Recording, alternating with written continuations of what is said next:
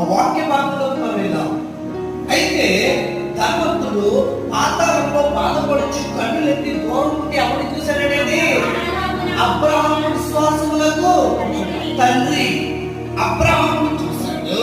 అబ్రహామును చూడడమే కాదు, అబ్రహామును ఆనుకొని ఉన్న రాజును చూశాడు. దేవునికి స్తోత్రం. హల్లెలూయా. తండ్రి పైన అబ్రహామ నా యందు కనికరపడి తన వేలి కొనను నీళ్ళలో ఉంచి నా నాలుకను చల్లార్చు.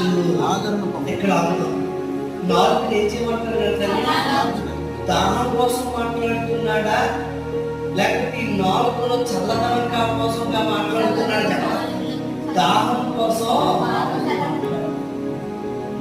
దాహం తీర్చుకోమా. ఈ నాలుగును చల్లార్చుటకు